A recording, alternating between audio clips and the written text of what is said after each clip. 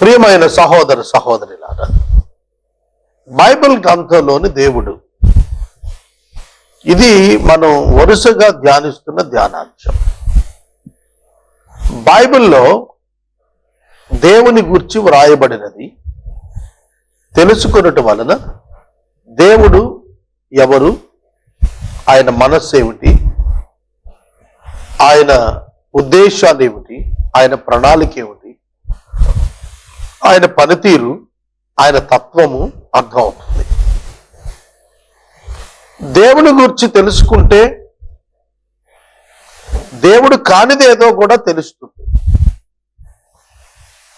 దేవుని గురించి తెలుసుకుంటే దేవుడిని చెప్పుకుంటున్నది కానిది ఏమో కూడా తెలుస్తుంది.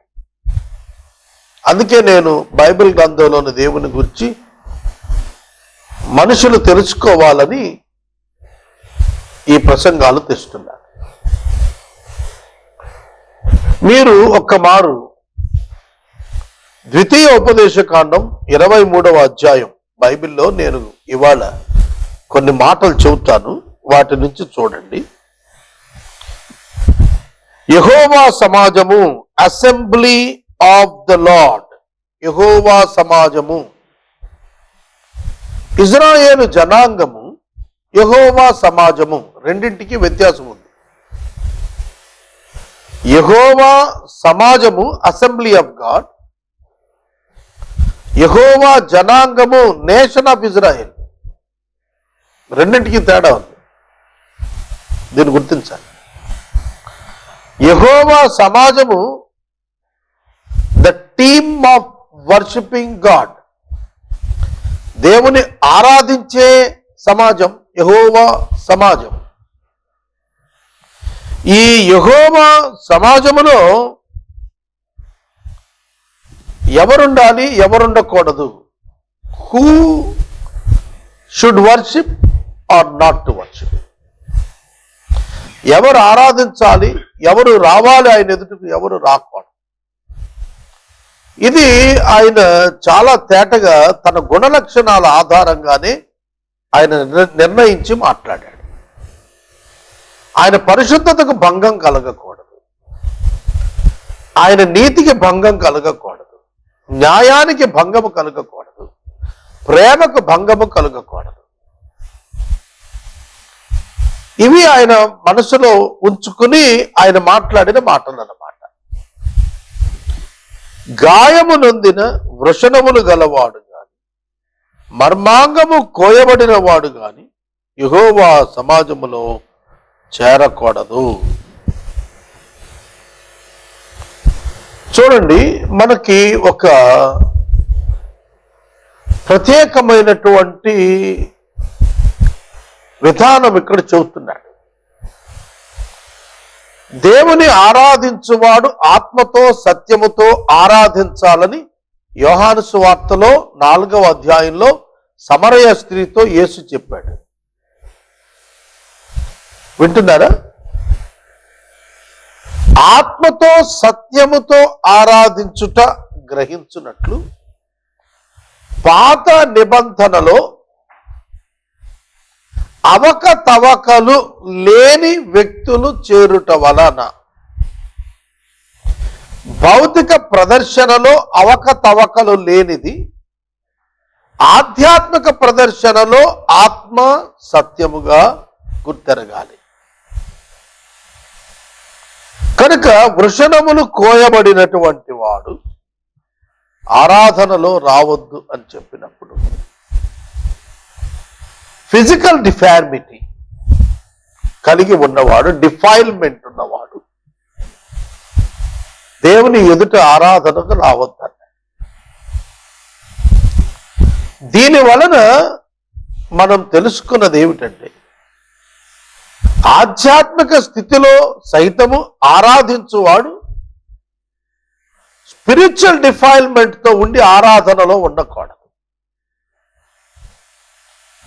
చూడండి, సమాజముగా కూడుకున్నప్పుడు అపోస్తలుల కార్యముల నాడు రొట్టె విరిచినప్పుడు యోగ్యులే అందులో చేయి ముంచారు.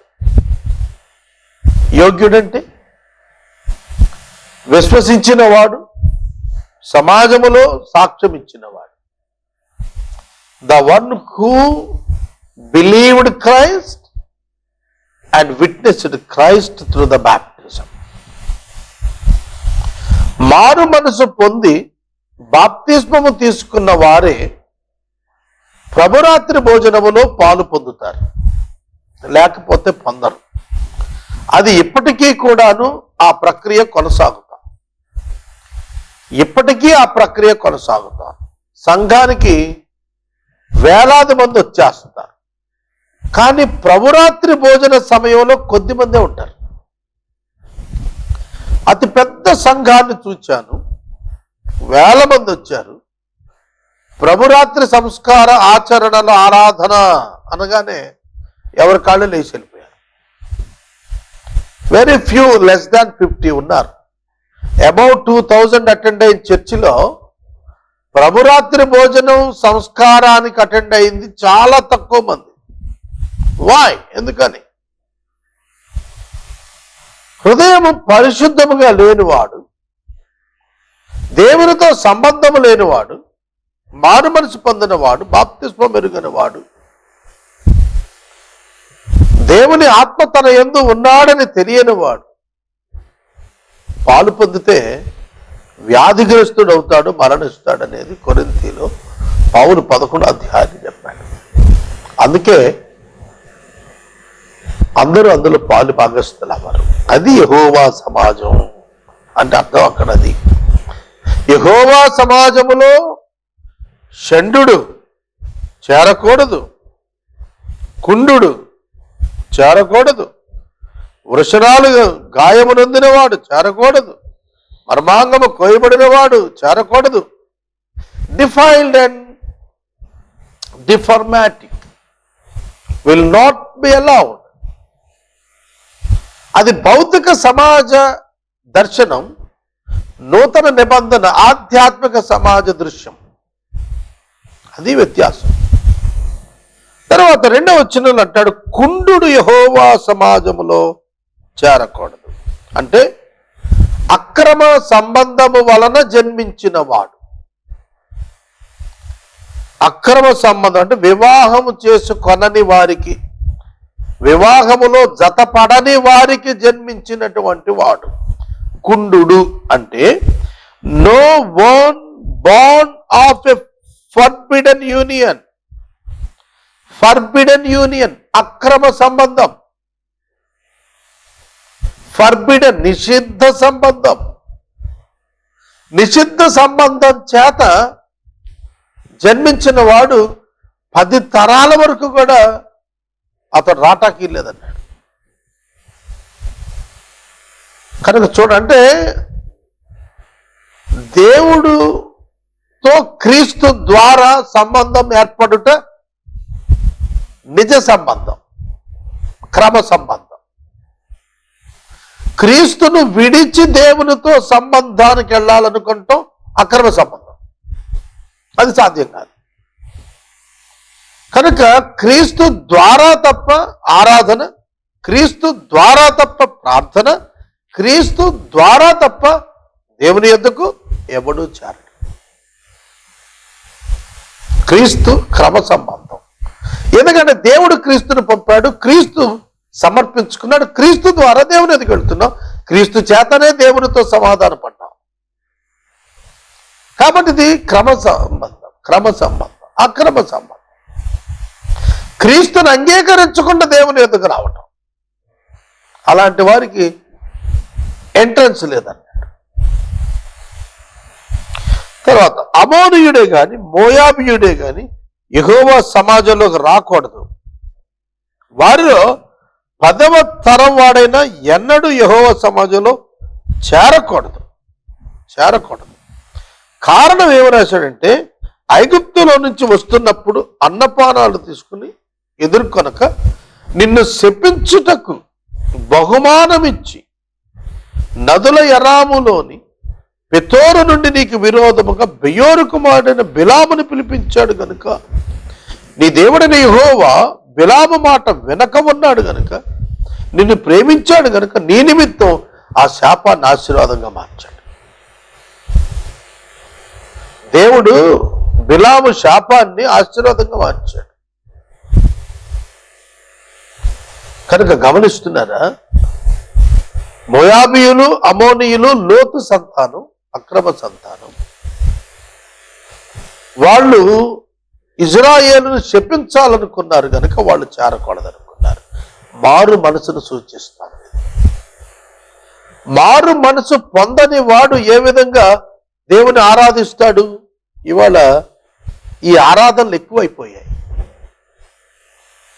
కాంగ్రిగేషన్ అంతా నిలబడి స్తుతించటం, ఏకంగా వెళుతుందా ఆ స్తుతి? కొన్ని సహవాసాల్లో రక్షించబడిన వారు మరకు మాత్రమే ఆరాధన చేస్తారు. It is good and process. రక్షణ పొందని వాడు ఏమని ఆరాధన చేస్తాడు? దేవునితో సంబంధం లేనివాడు ఏమని స్తుతి చెల్లిస్తాడు? పాపములో నివసిస్తున్నవాడు ఏమని కృతజ్ఞత అర్పిస్తాడు? దాన్ని దేవుడు ఎట్లా స్వీకరిస్తాడు?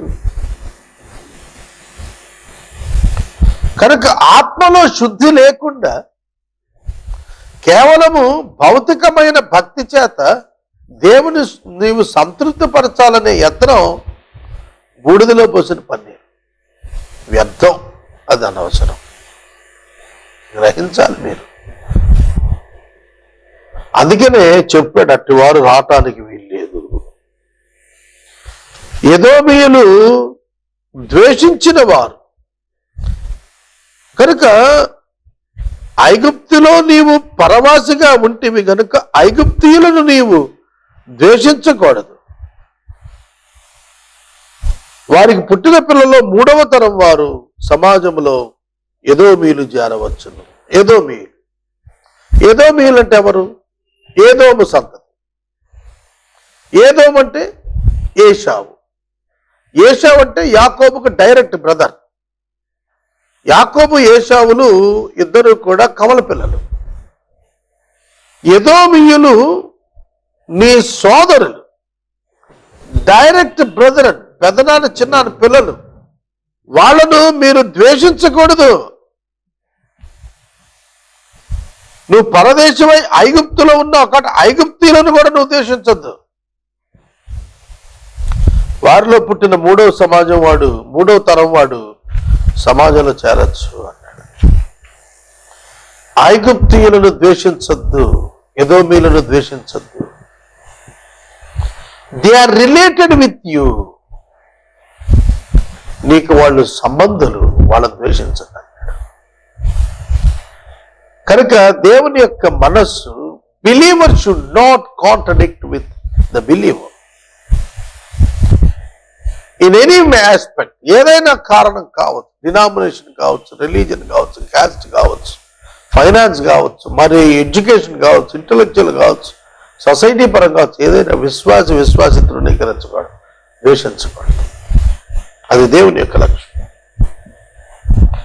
నీవు శత్రు సేనలతో యుద్ధానికి బయలుదేరుతున్నప్పుడు దుష్కార్యము చేయకుండా జాగ్రత్త పడాలి. యుద్ధానికి వెళ్ళేవాడు కూడా తన పవిత్రత, పరిశుద్ధత, అంతఃకరణం, శుద్ధి అన్ని కాపాడుకోకపోతే దేవుడు ఈ వ్యక్తితో కలిసి శత్రువు మీద యుద్ధం చేయలేడు. అందుకే దుష్కార్యం చేయకుండా కాపాడుకోండి అన్నాడు. ఉదాహరణ, యెహోషువ గ్రంథంలో ఆకాను అనువాడు షీనారు వస్త్రమును, వెండిని తీసుకుని వెళ్ళి ఇసుకలో కప్పెట్టుకున్నాడు. హాయి పట్టణం మీదకు యుద్ధానికి వెళ్ళారు. అది చిన్న పట్టణం, 3000 మంది. పారిపోయి తిరిగి వచ్చారు, కొందరు చనిపోయారు. యెహోషువ ఏడుస్తున్నాడు, ప్రభువా, ఇంత చిన్న హాయి పట్టణాన్ని మేము జయించలేకపోతే పెద్ద పట్టణాల మీదకి ఏం పోతాం? ఆకాను చేసినటువంటి పాపం ఇజ్రాయేలు సైన్యం ఓటమికి కారణమైంది. గుర్తించారా? అందుకే యెహోషువతో దేవుడు చెప్పాడు, నువ్వు నేలను ముఖం మోపుకొని ప్రార్థన చేస్తావు, లెగు, పాళెంలో అపవిత్రత ఉంది, దాన్ని పరిహరించు, ముందు పోయి. వెళ్ళాడు. ఆకాను గుర్తుపట్టారు. ఆకానుని ఆకోరు లోయలో చంపేశారు. గ్రహించారా? దేవుడు అపవిత్రతతో కలిసి ప్రయాణం చేయలేడు. దేవుడు అవివేకులతో, అపవిత్రులతో, పాపులతో విజ్జోడుకు ఉండలేడు. ఎందుకంటే వారి పాపము వారు ప్రేమిస్తున్నారు, రహస్యంగా ప్రేమిస్తున్నారు. అట్టివారు కాదు, పాపమును ఒప్పుకొని విడిచిపెట్టిన వారితో సహవాసిస్తాడు. పాపాన్ని ప్రేమించి కప్పుకున్న వారితో ఆయన సహవాసం చేయలేడు. కనుక ఇశ్రాయేలీయుల యుద్ధాలన్నీ మీరు చూస్తే అవన్నీ కూడాను దేవుని శక్తితో గెలిచారే తప్ప తమ ప్రతిభా పాఠవాల చేత గెలిచినవి కానే కాదు. దేవుని సహాయం చేత గెలిచారు. దేవుని ఆలోచన చేత, దేవుని శక్తి చేత, కృప చేత యుద్ధాలు గెలిచారే తప్ప వీరి యొక్క సైన్య విన్యాసం వల్ల కాదు. అందుకే చెప్పాడు, యుద్ధానికి వెళ్ళేవారు దుష్కార్యాల్లో పాలు పొందవాకండి. ఎందుకంటే అట్లాంటి వారు మీ టీంలో ఉంటే నేను మీతో కలిసి రాలేను, మీరు ఖచ్చితంగా ఓటమి పాలు పొందుతారు. కాబట్టి దుష్కార్యములో ఉండవద్దు, ఆకారం వలె ఉండవద్దు.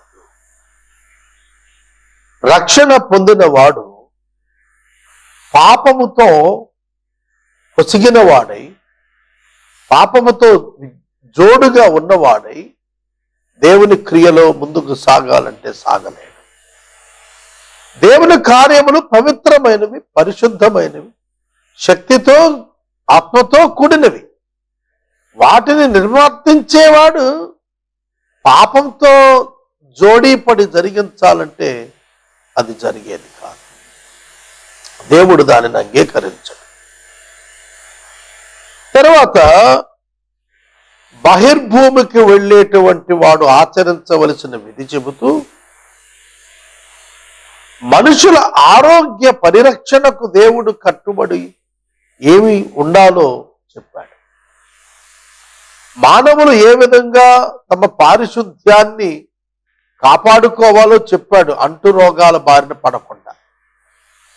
బహిర్భూమికి ఇజ్రాయేలు జనాంగానికి ప్రత్యేక భూభాగం, స్థలంగా ఏ క్యాంప్ ఆ క్యాంప్ పెట్టుకోమన్నాడు.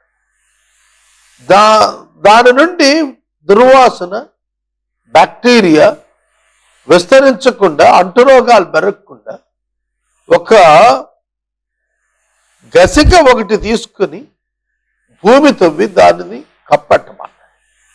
పిల్లి చేసేటట్లుగా.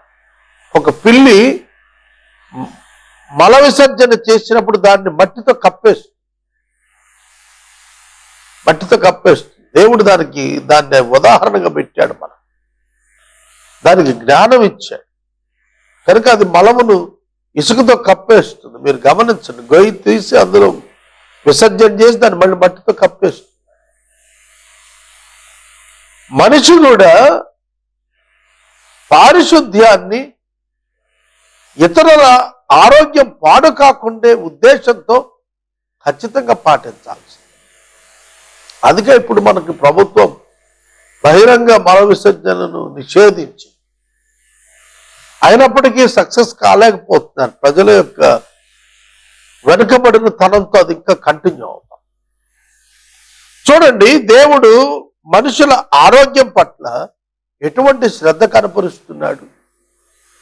అనారోగ్యం దేవుని చిత్తం కాదు. మనుషుల పట్ల అనారోగ్యం దైవ చిత్తం నెరవేర్పులో ఒక ప్రక్రియగా కొంతకాలం అనుమతించబడితే తప్ప శాశ్వతంగా అనారోగ్యంతో ఒకటి సఫలవ్వాలి అనేది దేవుడు ఎన్నడూ ఆలోచన చేసేవాడు కాడని మనం తెలుసుకోవాలి. తర్వాత తన యజమాని యొద్ద నుండి తప్పించుకొని నీ యొద్దకు వచ్చిన దాసుణ్ణి వారి యజమానికి అప్పగించొద్దు. అతడు తన ఇష్ట ప్రకారం ఒక గ్రామంలో నీ దగ్గరున్న గ్రామాల్లో నివసించేటట్లుగా వాడిని నువ్వు ఎలవ్ చేయి, వాడిని బాధించొద్దు అన్నాడు. ఒక యజమాని దగ్గర బాగా చూసుకుంటే ఏ పన్నోడు పారిపోతాడు? ఒక వ్యవస్థలో ఒక వ్యక్తి దగ్గర పనిచేస్తున్న వాడు పారిపోయాడు అంటే ఆ వ్యక్తి చెడ్డవాడని అర్థం. మళ్ళీ వాడి దగ్గర తీసుకెళ్లి పెడతానని కాదు. గ్రహిస్తున్నారా? మంచి యజమానుడిని వదిలే దాసుడు ఉండడండి. మంచి యజమానుడిని విడిచే మంచి దాసుడు ఎవడు ఉండడు. ఎట్లా యజమాని వదిలిపెడతాడు వాడు మంచివాడైతే? ప్రేమించే యజమానుణ్ణి, కనికరంగా యజమానుణ్ణి ఎవడు పోగొట్టుకోడు. అండగా ఉండే యజమానుణ్ణి ఎవడు పోగొట్టుకోడు. ఒకడు పారిపోయి వచ్చాడు దాసుడు అంటే వాడి కఠినత్వం, యజమానుని యొక్క కఠినత్వానికి పారిపోయి ఇచ్చాడు. మళ్ళీ అప్పచెప్తే చంపేస్తాడు వాడు. కాబట్టి వాడికి తిరిగి అప్పగించదు. నీ దగ్గరే నీ గ్రామాల్లోనే ఒక చోట బతుకు తెరువు కల్పించు అని అన్నాడు. How much God gives the respect to the feelings of a man, position of a man. ఒక మనుషుని యొక్క భావనకు, ఒక మనుషుని పడుతున్న బాధకు దేవుడు ఎంత విలువిచ్చి మాట్లాడుతున్నాడండి.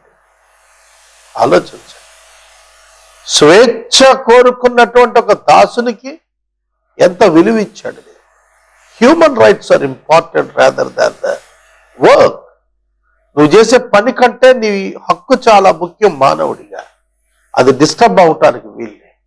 ఎవడు, ఏ మానవుడు మరొక మానవుని యొక్క జీవించు హక్కును తీసివేసేటువంటి, డిస్టర్బ్ చేసేటువంటి అధికారం ఏ మానవుడికి కూడా లేదనేది మనం తెలుసుకోవాలి. ఏ మానవుడు మరొక మానవుని బాధ పెట్టకూడదు. ఇది రాస్తున్నాడు. అతి ప్రాముఖ్యమైన మాట, ఇశ్రాయేలీయులలో వేశ్య ఉండకూడదు. తన కుమార్తెను వేశ్యగా ఎవ్వడు చేయకూడదు. తెలుసునా? వేశ్యగా ఎవడు తన కుమార్తెను మార్చకూడదు. వేశ్యావృత్తి చేత బ్రతికేటట్లుగా తమ కుమార్తెలను అప్పగింపరాదు ఇశ్రాయేలులో. ఈ ఆజ్ఞ ఉన్నప్పటికీ ఇప్పుడు ఇజ్రాయేలు దేశంలో వేశ్యలు ఉన్నారు, ఇప్పటికి ఉన్నారు. అడల్టరీ అత్యధికంగా జరుగుతాం. దేవుని ఆజ్ఞ విస్మరించారు. దేవుని ఆజ్ఞ ప్రజలు విస్మరించారు. దేవుడు ఎందుకు చెబుతున్నాడు? ఈ లోకంలో ఉన్న అన్ని జాతులలో వేశ్యలు ఉండి ఉంటారు, కానీ మీరు ప్రత్యేకించబడిన వారు. మీ కుమార్తెలలో సంసారులే ఉండాలి, కానీ వేశ్యలు ఉండ వీలు లేదు. ఎవరు మానాన్ని అమ్ముకొని బ్రతికేటువంటి దుస్థితికి ఎవడు వెళ్లకుండా మిగిలిన వారు శ్రద్ధ తీసుకోవాలి. అది ప్రభు చెప్పింది. తర్వాత వెండినే గాని ఆహార ద్రవ్యమునే గాని వడ్డీకి వేయబడు దేనిని నీ సహోదరునికి వడ్డీకి ఇయ్యకూడదు. నీ సహోదరునికి ఆర్థిక అవసరత ఉన్నప్పుడు give him the money as a loan, not for the interest. మీరు మీ సహోదరులకు డబ్బు ఇవ్వాలి సహాయంగా, అప్పుగా, కానీ వడ్డీ పుచ్చుకోకూడదు. బయట వారి దగ్గర వడ్డీ పుచ్చుకోమన్నాడు, అన్యుల దగ్గర. కానీ స్వజనుల దగ్గర వడ్డీ పుచ్చుకోవద్దు. మీ డబ్బు వారి అక్కరకు వాడండి, వారి డబ్బు మీ అక్కరకు రేపు పనికొస్తుంది. కాబట్టి సహోదరుల మధ్య వడ్డీ నిషిద్ధం. సాహుకారుల యొద్ద ఉంచిన పెట్టుబడికి వడ్డీ తీసుకోవచ్చు. You can lend your money for interest for others only, not for the brothers. క్రైస్తవ సంఘం కూడా క్రీస్తు సంఘంలో విశ్వాసికి వడ్డీకి ఇవ్వకూడదు, ఉచితంగానే అప్పు ఇవ్వాలి. వడ్డీ మీద బ్రతకాలనే ఆకాంక్ష విశ్వాస విషయంలో చేయకూడదు. మనం బ్యాంకులో వేస్తున్నాం, సాహుకారుడు మనకు వడ్డీ ఇస్తున్నాడు, మనం తీసుకుంటాం. కానీ యూదులలో సహోదరుల మధ్య వడ్డీ నిషిద్ధం. అందుకే వాళ్ళు బ్యాంకుల్లో వేసిన they don't claim interest money. వడ్డీ డబ్బును వాళ్ళు అడగరు, ఎందుకంటే అది సహోదరులకే లెండ్ చేయబడుతోంది, అప్పగించబడుతోంది కాబట్టి. కనుక వడ్డీకి ఇవ్వకూడదు, వడ్డీ చేత పీడించరాదు సహోదరుణ్ణి. అతని అవసరతకు నీ యొక్క సమృద్ధి అక్కరగా రావాలి వారికి అని చెప్పి దేవుడు కోరుతున్నాడు. నేను వాళ్ళు చెప్పినవన్నీ కూడా మీరు గమనించినట్లయితే శానిటేషన్ గురించి, జస్టిస్ని గురించి, విమెన్ రైట్స్ని గురించి, తర్వాత ఈ యొక్క వడ్డీ గురించి, ఫైనాన్సెస్ గురించి, ఇవన్నీ కూడా దేవుడు ఎందుకు చెబుతున్నాడు అంటే మనుషులకి ఇవన్నీ అవసరం. మనుషులు తమ అవసరాలు నీతి విధానములో తీర్చబడేటట్లు సిద్ధం కావాలి. ఏలయనగా తమ దేవుడు పరిశుద్ధుడు, నీతి